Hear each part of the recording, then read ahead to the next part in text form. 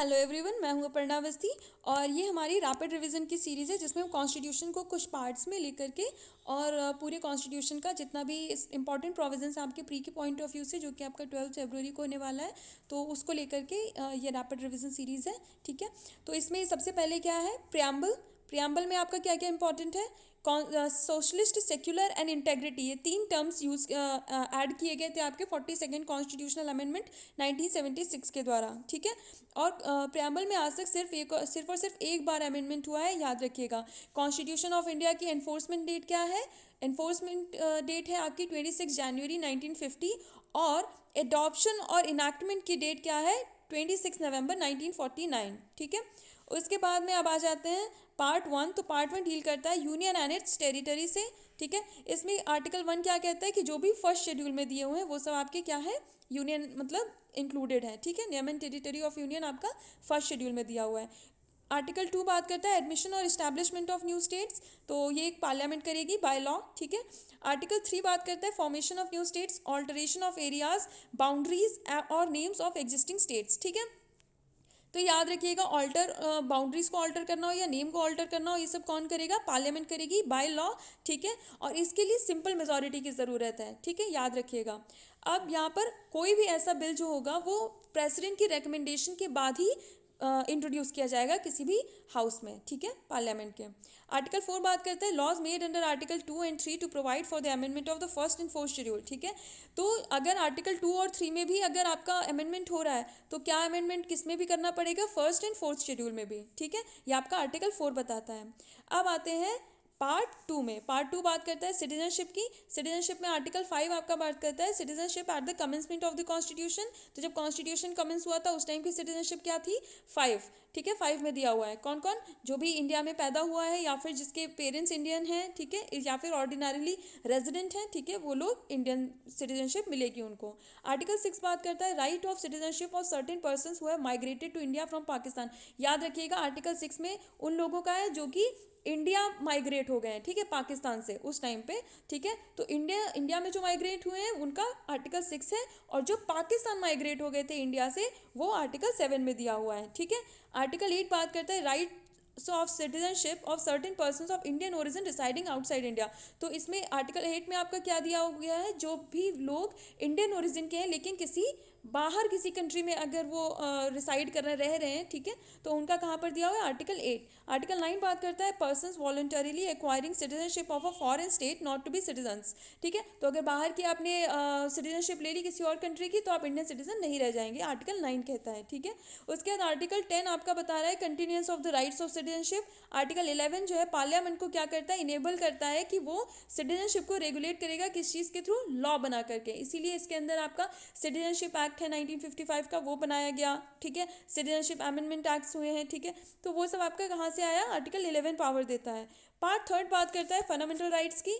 Article 12 में state की definition दी गई है जिसमें कि आपका government and parliament of India, government and legislature of each of the states and all और other all local or other authorities within the territory of India or under the control of the government of India। ठीक है, तो याद रखिएगा ये सब आपके state की डेफिनेशन में इंक्लूडेड है। आर्टिकल 13 में क्या क्या दिया हुआ है, लॉज इनकंसिस्टेंट विद और in derogation of the fundamental rights. ठीक है, तो इसमें क्या क्या है, क्लॉज वन बात करता है प्री कॉन्स्टिट्यूशनल लॉज की। ठीक है, और अगर वो इनकंसिस्टेंट है with the provisions of part third तो फिर वो क्या हो जाएंगे, वॉइड हो जाएंगे। Article 13 clause two judicial review की पावर देता है। जुडिशियल रिव्यू किसके किसके पास है, याद रखिएगा, हाई कोर्ट और सुप्रीम कोर्ट के पास। ठीक है, आर्टिकल थ्री बात करता है क्लॉज ए, लॉ की डेफिनेशन बताता है, ऑर्डिनेंस जिसमें कि इंक्लूडेड है आपका ordinance, order, by law, rule, regulation, notification, custom और usage having in the territory of India the force of law. Clause B बात करते हैं लॉज इन फोर्स, तो इसमें वो ये इंक्लूसिव डेफिनेशन है, इसमें क्या क्या इंक्लूड किया जा रहा है, जो भी लॉज प्री कॉन्स्टिट्यूशनल लॉज थे उनको अगर रिपील नहीं किया गया है तो वो भी लॉज इन फोर्स में इंक्लूडेड होंगे। ठीक है, आर्टिकल 14 से आपका राइट टू इक्वालिटी दिया हुआ है। आर्टिकल 14 में राइट टू इक्वालिटी में क्या, इक्वालिटी बिफोर लॉ दिया हुआ है। ठीक है, इसका मतलब है इक्वालिटी बिफोर द लॉ और the equal protection of laws within the territory of India. ठीक है, स्टेट क्या नहीं करेगा, डिनाई नहीं करेगा लोगों को। अब इक्वालिटी बिफोर लॉ आपका ब्रिटिश कॉन्सेप्ट है और इक्वल प्रोटेक्शन ऑफ लॉज आपका अमेरिकन कॉन्सेप्ट है, ये पूछा जाता है। ठीक है, आर्टिकल 15 बात करता है prohibition of discrimination on grounds of religion, race, caste, sex और प्लेस ऑफ बर्थ। याद रखिएगा कि प्रोहिबिशन ऑफ डिस्क्रिमिनेशन कहाँ है, आर्टिकल 15 में। ठीक है, just after equality before law there is prohibition of discrimination, किन किन ग्राउंड्स पे, रिलीजन, रेस, कास्ट, सेक्स और प्लेस ऑफ बर्थ। ठीक है, इसका क्लॉज 4 आपका बताता है स्टेट को क्या करता है, इनेबल करता है किस चीज़ के लिए, कि वो सोशली या educationally backward classes of citizens हैं या फिर SC STs हैं, उनके लिए, उनके एडवांसमेंट के लिए कोई भी स्पेशल प्रोविजंस बना सकती है। ठीक है, आर्टिकल ये 15 का क्लॉज 5 आपकी बात करता है स्टेट को, इसमें भी इनेबल कर रहा है किस चीज़ के लिए, कि वो सोशली या educationally backward classes of citizens या फिर SC STs के लिए क्या करें, admission to educational institutions including private educational institutions. ठीक है, तो एजुकेशनल इंस्टीट्यूशंस में रिजर्वेशन की बात यहाँ पर की जा रही है। ठीक है, मतलब प्रोविजंस बनाने की बात की जा रही है। उसके बाद क्लॉज 6 बाद में आपका बी बात करता है special provision for the advancement of any economically weaker sections. तो ये आपका 103rd कॉन्स्टिट्यूशनल अमेंडमेंट से जोड़ा गया था, क्लॉज 6 आर्टिकल 15 में भी और आर्टिकल 16 में भी। ठीक है, दोनों में क्लॉज 6 जोड़ा गया था 103rd कॉन्स्टिट्यूशनल अमेंडमेंट के बाद, और इसको अपहेल्ड कर दिया गया जनहित अभियान वर्सेज यूनियन ऑफ इंडिया के केस से। ठीक है, अब स्पेशल प्रोविजंस 10% रिजर्वेशन। ठीक है, that is given under article 15 clause 6 and 16 clause 6। 16 बात करता है equality of opportunity in matters of public employment. तो क्या लिखा हुआ है कि there shall be equality in matters of public employment, किन किन ग्राउंड्स पे डिस्क्रिमिनेशन नहीं होगा इसमें, religion, race, caste, sex, descent, place of birth, residence और एनी ऑफ देम। ठीक है, याद रखिएगा। उसके बाद क्लॉज 4 इसकी बात करता है रिजर्वेशन ऑफ अपॉइंटमेंट्स और post in favour of any backward classes of citizens. तो किसको किसको, आर्टिकल 16 क्लॉज 4 किसकी बात कर रहा है, रिजर्वेशन की, किसको, बैकवर्ड क्लासेस को, किस चीज़ में, अपॉइंटमेंट में। ठीक है, अपॉइंटमेंट और पोस्ट जो भी होंगी उनमें। ठीक है, 4A बात करता है reservation in matters of promotion with consequential seniority to any class और क्लासेस ऑफ पोस्ट। ठीक है, तो reservation in matters of promotion 4A में दिया हुआ है schedule caste and schedule tribes को। ठीक है, 4B बात कर रहा है बैकलॉग वैकेंसीज की, कि अगर एक साल की वैकेंसीज फुलफिल नहीं हो पाई है तो उसको नेक्स्ट ईयर में ऐड अप कर दिया जाएगा और उसको नेक्स्ट ईयर में भर लिया जाएगा। ठीक है, इसमें क्या हुआ है, अगर ये भी एक प्रोविज़न है कि रिलीजियस डिनोमिनेशनल इंस्टीट्यूशन का कोई भी अगर मैटर है तो ये एक रूल बनाया जा सकता है कि जो गवर्निंग बॉडी के मेंबर्स होंगे वो ऐसे होने चाहिए जो उस पर्टिकुलर रिलीजन को ऑलरेडी प्रोफेस कर रहे हो। ठीक है, क्लॉज 6 बात करता है वही रिजर्वेशन ऑफ अपॉइंटमेंट्स और post in favour of any economically weaker sections of citizens other than the classes mentioned in clause 4। मतलब क्लॉज 4 में जो आपकी क्लासेस मेंशन है उसके अलावा, that means economically weaker sections, आपका जो 10% रिजर्वेशन है वो किस चीज़ में, सर्विसेज में भी। ठीक है, आर्टिकल 17 बात करता है एबॉलिशन ऑफ अनटचेबिलिटी की। क्या कहा गया, untouchability is abolished and it's practice in any form is forbidden. इसके बाद आर्टिकल 18 बात करता है एबॉलिशन ऑफ टाइटल्स की। उसके बाद में आपका आता है right to freedom. Right to freedom है article 19, protection of certain rights regarding freedom of speech etcetera. इसमें याद रखिएगा इसके क्लॉजेस पूछे जाते हैं। क्लॉज ए में आपका freedom of speech and expression दिया हुआ है, बी में असेंबल पीसफुली विदाउट आर्म्स। ठीक है, तो पहले में आप बोलिए, एक्सप्रेस करिए खुद को। दूसरा में क्या है, आप इकट्ठा हो सकते हैं लेकिन बिना किसी आर्म्स के। ठीक है, उसके बाद सी बात करता है आप उसके बाद एसोसिएशन और यूनियन या कोऑपरेटिव सोसाइटीज़ फॉर्म कर सकते हैं। उसके अलावा आप घूम सकते हैं डी में। ठीक है, पूरे इंडिया में कहीं पर भी। ई बात करते हैं रिसाइड एंड सेटल, आप घूम लिए अब आप कहीं पे सेटल हो जाइए। ठीक है, ये क्लॉज ई में दिया हुआ है। एफ को आपका इसे आपका क्या कहते हैं 44th कॉन्स्टिट्यूशनल अमेंडमेंट के द्वारा क्या किया गया था, रिपील कर दिया गया था। जी बात करता है टू प्रैक्टिस एनी प्रोफेशन और to carry on any occupation, trade और बिजनेस। अब आप रुक गए कहीं पे, रह लिए, अब वहाँ पे आपको काम भी तो करना है ना, तो वो क्लॉज जी में दिया हुआ है। अब क्लॉज 2 में इसकी आपके क्लॉज ए की जो भी रीजनेबल रेस्ट्रिक्शंस हैं उनके ग्राउंड्स दिए हुए हैं। कौन कौन सा है, sovereignty and integrity of India, security of the state, friendly relations with foreign state, public order, decency और मोरालिटी, और in relation to contempt of court, defamation और incitement to an offence. Clause 3 बात करता है सॉवरेंटी एंड क्लॉज 3 में आपका clause B में जो भी आपके दिए गए हैं कौन कौन से, to assemble peacefully and without arms. इसके आपके क्या क्या ग्राउंड्स है, sovereignty and integrity of India और पब्लिक ऑर्डर। फिर उसके बाद सी में आपका क्या दिया हुआ है, टू फॉर्म एसोसिएशंस और यूनियंस और कोऑपरेटिव सोसाइटीज। इसका आपका रीजनेबल रेस्ट्रिक्शंस किन ग्राउंड्स पर लगाए जा सकते हैं, in the interest of the sovereignty and integrity of India और पब्लिक ऑर्डर या मोरालिटी, ठीक है। उसके बाद में क्लॉज 5 में दिया हुआ है D and E. D and E आपका किससे डील करता है, move freely throughout the territory of India और reside and settle in the any part of the territory of India, ठीक है। तो घूमने की और रहने की। उसके ऊपर आपका क्या क्या लगाए जा सकते हैं, in the interest of general public और for the protection of the interest of any scheduled tribe.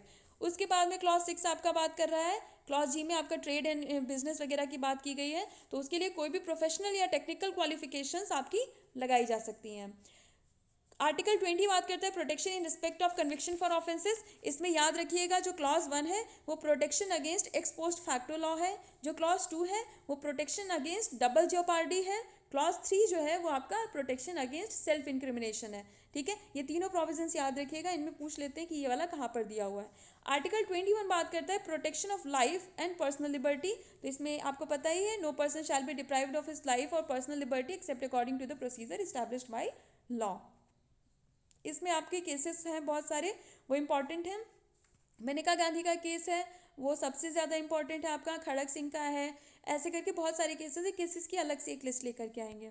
Article 21A right to education की बात करता है, ये 82nd constitutional amendment 86 constitutional amendment 2002 के द्वारा जोड़ा गया था। और किस केस के बाद, उन्नी कृष्णन केस के बाद में राइट टू एजुकेशन को जोड़ा गया था आर्टिकल 21A में, ठीक है। किसके लिए, compulsory and compulsory education to all children of the age of 6 to 14 years, 6 से 14 साल के बच्चे के लिए राइट टू एजुकेशन।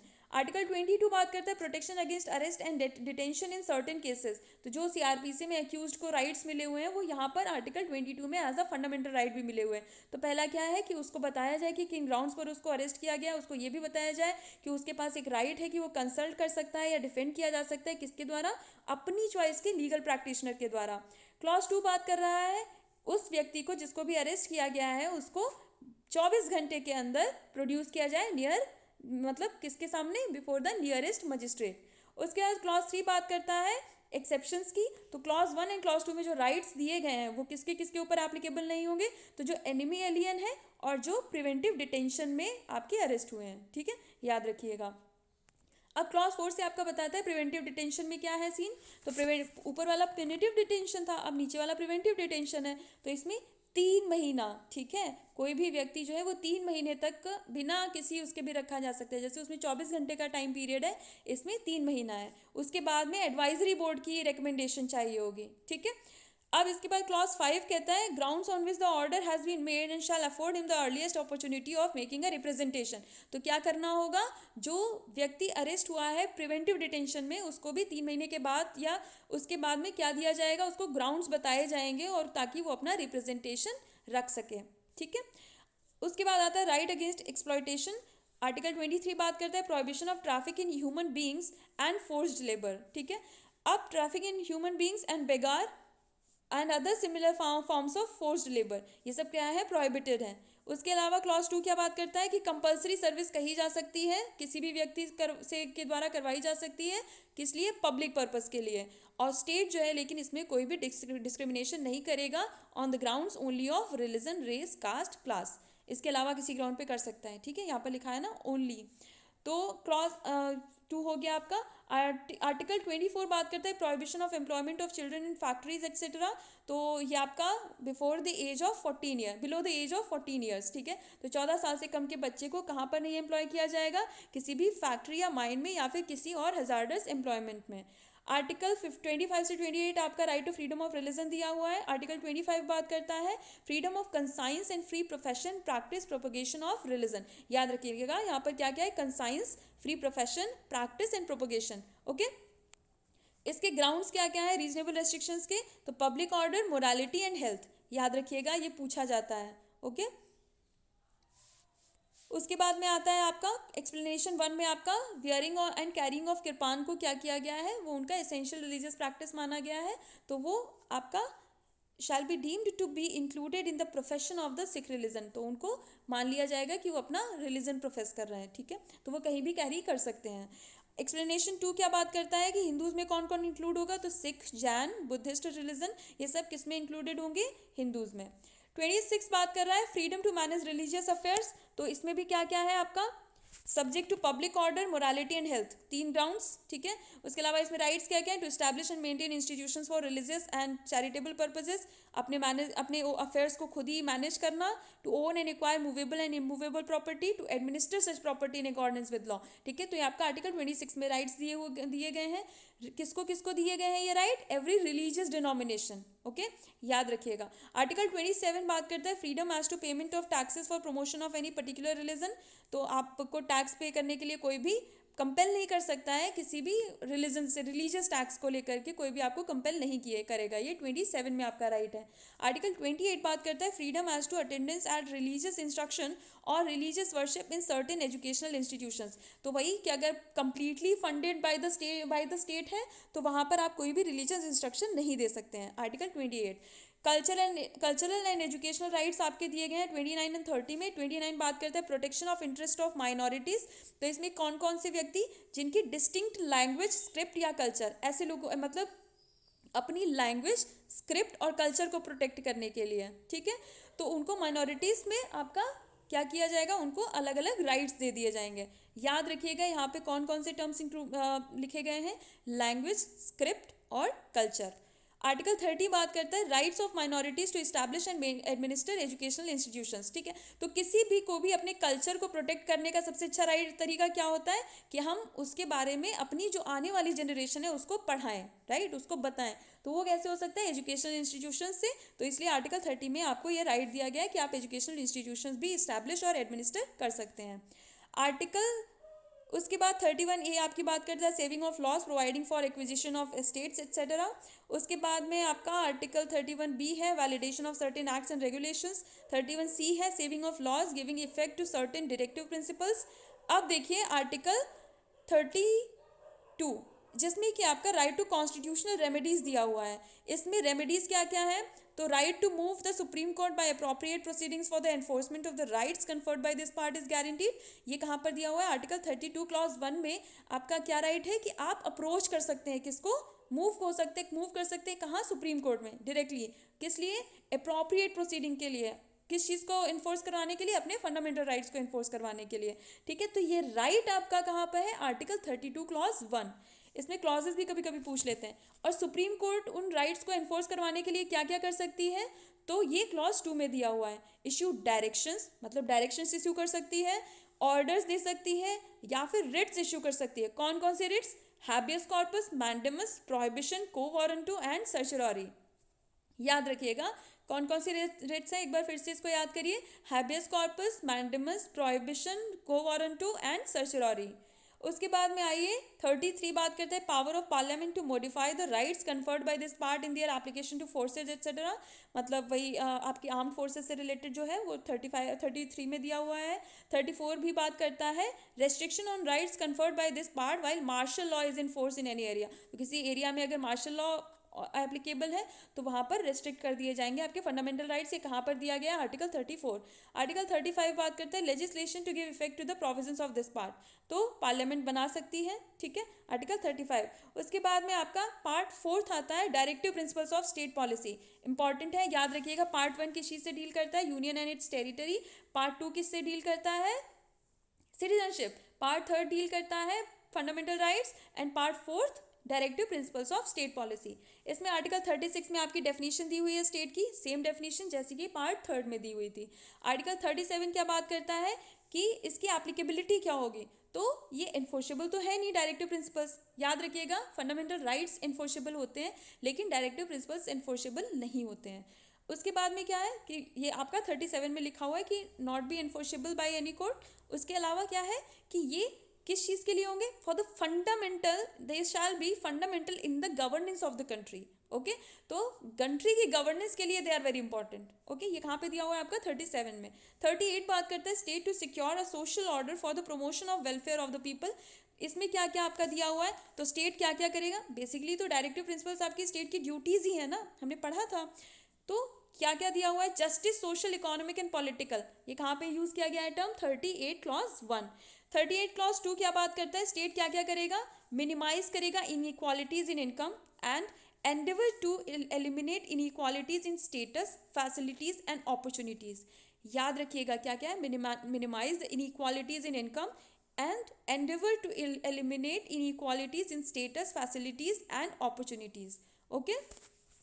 इसके अलावा 39 क्या क्या बात कर रहा है, तो 39 में आपके काफ़ी सारे राइट्स हैं. Certain principles of policy to be followed by the state. इसमें क्या होता है, कभी कभी क्लॉजेस भी पूछ लेते हैं, तो ये याद रखिएगा, citizen that the citizens men and women equally have the right to an adequate means of livelihood. तो एडुकेट मीन्स ऑफ लाइवलीहुड कहाँ पे दिया हुआ है, 39 क्लॉज ए. 39 क्लॉज बी में क्या दिया गया है, ownership and control of the material resources of the community are so distributed as best to subserve the common good. मतलब डिस्ट्रीब्यूशन ऑफ वेल्थ की बात की जा रही है क्लॉज बी में. क्लॉज सी में बात की गई है कॉन्सेंट्रेशन ऑफ वेल्थ नहीं होगा, है ना, कोशिश की जाएगी. डी बात करता है equal pay for equal work for both men and women. याद रखिएगा ये क्लॉज बहुत इंपॉर्टेंट है आपका, article 39 clause D, equal pay for equal work. Clause E बात करता है health and strength of workers men and women and the tender age of children are not abused. मतलब किसकी किसकी, वर्कर्स की हेल्थ एंड स्ट्रेंथ बनाई रखी जाएगी, मेन एंड वुमेन की भी हेल्थ एंड स्ट्रेंथ, और बच्चों का जो है ना, छोटा मतलब छोटे बच्चे हैं उनकी टेंडर एज, उसको अब्यूज नहीं किया जाएगा. ठीक है. उसके बाद में क्या है, एफ बात करते हैं that children are given opportunities and facilities to develop in a healthy manner. तो बच्चों की बात की जा रही है कि उनको अपॉर्चुनिटीज दी जाएंगी, फैसिलिटीज दी जाएंगी, किस चीज़ के लिए, ताकि वो अच्छे से डेवलप हो सके हेल्दी तरीके से. 39 कैपिटल ए, ये याद रखिएगा, ये आपका जोड़ा गया था 42nd कॉन्स्टिट्यूशनल अमेंडमेंट के द्वारा. ठीक है. Equal justice and free legal aid, ये 1000 बार पूछा जा चुका है अब तक कि आपका फ्री लीगल एड कहाँ पर दिया हुआ है, तो 39 कैपिटल ए. 40 में बात की गई ऑर्गेनाइजेशन ऑफ विलेज पंचायत, ये सब बहुत इंपॉर्टेंट आर्टिकल्स हैं आपके. 39 ए क्या है, free equal justice and free legal aid. 40 क्या है, ऑर्गेनाइजेशन ऑफ विलेज पंचायत. 41 क्या है, right to work, to education and to public assistance in certain cases. ठीक है. राइट टू वर्क कहाँ पे आपका 41. 42 क्या है, provisions for just and humane conditions of work and maternity relief. ये याद रखिएगा, मैटरनिटी रिलीफ कहाँ पे दिया हुआ है, तो 42 में. 43 बात करता है living veg etcetera for workers. 43 capital ए, ये सब इंपॉर्टेंट है, ये आपके जो नए नए ऐड हुए हैं ना, ये इंपॉर्टेंट है. 43 कैपिटल ए में क्या दिया हुआ है, participation of workers in management of industries. Okay. तो वर्कर्स का पार्टिसिपेशन इंडस्ट्रीज में 43 capital A. 43 capital B, promotion of cooperative societies. 44 है uniform civil code for the citizens, ये बहुत इंपॉर्टेंट है. 45 provision for early childhood care and education to children below the age of 6 years. मतलब early childhood care की बात कहाँ पे की गई है, 45 में. और किस एजुकेशन किसके लिए, 6 साल से कम के बच्चे के लिए एजुकेशन की बात कहाँ पे की गई है, 45 में. हमने कहाँ पे पढ़ा था 21 ए में, तो वहाँ 6 से 14 साल तक के बच्चे की बात थी. यहाँ पर क्या है, 6 साल से कम के बच्चे की, early childhood care and education. 45. 46 है promotion of educational and economic interest of scheduled caste, scheduled tribes and other weaker sections. याद रखिएगा, एजुकेशनल एंड इकोनॉमिक्स इंटरेस्ट किस किस का, SC ST और अदर वीकर सेक्शंस का, ये 46 में दिया गया है. 47 में duty of the state to raise the level of nutrition and the standard of living and to improve public health. तो स्टेट की क्या ड्यूटी है, raise the level of nutrition, standard of living and to improve public health. 47 में दिया हुआ है ये. 48 में क्या है, organisation of agriculture and animal husbandry. याद रखिएगा, एग्रीकल्चर और एनिमल हस्बेंड्री आपकी कहाँ पे दी हुई है, 48 में. ओके. उसके बाद 48 कैपिटल ए में दिया हुआ है protection and improvement of environment and safeguarding of forest and wild life. याद रखिएगा, protection and improvement of environment कहाँ पे दिया हुआ है, और फॉरेस्ट एंड वाइल्ड लाइफ का सेफगार्डिंग कहाँ पे दी हुई है, 48 कैपिटल ए. एनवायरनमेंट 48 ए. 49 में दिया हुआ है protection of monuments and places and objects of national importance. 49. तो याद रखिएगा 48 ए में क्या है, एनवायरनमेंट, और 49 में क्या है, नेशनल इंपॉर्टेंस के ऑब्जेक्ट्स. ये एकदम क्लियर रखिएगा. 50 बात करता है separation of judiciary from executive. ये भी बहुत इंपॉर्टेंट है आपका। 51 बात करता है promotion of international peace and security. इसमें क्या है कि स्टेट क्या करेगा, प्रमोट करेगा क्या क्या, इंटरनेशनल पीस एंड सिक्योरिटी। ये जो आपके डीपीएसपीज हैं इनसे एक दो क्वेश्चंस तो रहते ही रहते हैं, तो एक बार इसको फिर से आप रिवाइज कर लीजिए। 51 क्या है, promotion of international peace and security. 50 क्या है, separation of judiciary from executive. 49 क्या है, protection of monuments and places and objects of national importance. 48 A क्या है, एनवायरमेंट की बात कर रहा है और फॉरेस्ट एंड वाइल्ड लाइफ की बात कर रहा है। 48 है एग्रीकल्चर एंड एनिमल हस्बेंड्री। 47 है level of nutrition, standard of living and to improve public health. 46 है SC ST और अदर वीकर सेक्शंस के क्या करना, एजुकेशनल एंड इकोनॉमिक इंटरेस्ट को प्रमोट करना। 45 है अर्ली चाइल्डहुड केयर, ओके। 44 है यूनिफॉर्म सिविल कोड। 43B है कोऑपरेटिव सोसाइटीज। 43A है participation of workers in management of industries. 43 है living veg etcetera for workers. 42 है provision for just and humane conditions of work and maternity relief. Maternity relief याद रखिएगा 42 में है। Living veg 43। 41 में क्या है, right to work and to education and to public assistance in certain cases. 40 क्या है, ऑर्गेनाइजेशन ऑफ विलेज पंचायत, तो विलेज पंचायत कहाँ है, 40 में। 39 कैपिटल ए में क्या है, equal justice and free legal aid. 39D में क्या दिया हुआ है, equal pay for equal work for both men and women. 38 में क्या है, secure a social order for the promotion of welfare of people, ठीक है। Justice social economic and political, ये बात कहाँ पे की गई है, 38 में। अब ये आपके बहुत इंपॉर्टेंट थे। 1 से लेकर के 51 तक आपका कंप्लीट हो गया है। इसके बाद हम लोग नेक्स्ट वाले में लेकर के आएंगे 52 से लेकर 100 तक। ऐसे करके हम लोग पूरा कॉन्स्टिट्यूशन की जितने भी प्रोविजंस हैं उनको हम लोग रैपिड रिविजन में रिवाइज कर लेंगे, ठीक है। I hope you liked the video. Thank you for watching.